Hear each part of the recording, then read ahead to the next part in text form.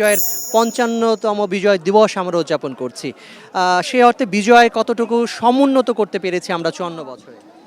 আপনাকে ধন্যবাদ। আপনি জানেন যে আমরা ১৯৭১ সালে আমরা আমাদের ইতিহাসের সবচেয়ে গুরুত্বপূর্ণ ঘটনা আমাদের মহান মুক্তিযুদ্ধ। এই মুক্তিযুদ্ধে আমাদের যে ঘোষণা ছিল সাম্য, মানবিক মর্যাদা, সামাজিক ন্যায়, বিচার, বাস্তবে এই ঘোষণার মধ্য দিয়ে নতুন রাষ্ট্রের আমরা কিন্তু দিশা ঠিক করে দিয়েছিলাম।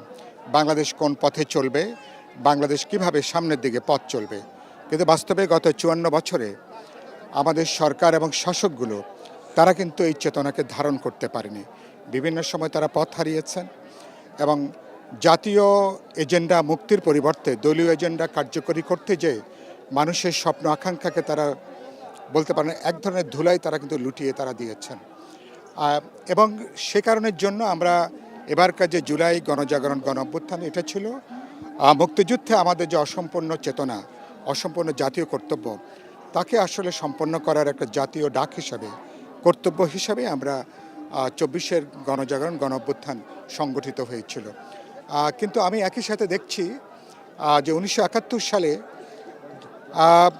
যাদেরকে আমরা পরাজিত করেছিলাম, আমি দেখছি ৫৪ বছর পরেও পরাজয়ের গ্লানি এখনও তারা ভুলতে পারেনি। নানা ছুতায়, নানা অজুহাতে মুক্তিযুদ্ধকে প্রশ্নবিদ্ধ করা, আমাদের অর্জনকে প্রশ্নবিদ্ধ করা, আমাদের গৌরবগাথাকে প্রশ্নবিদ্ধ করা, এই তৎপরতা এখনও পর্যন্ত কিন্তু অব্যাহত আছে।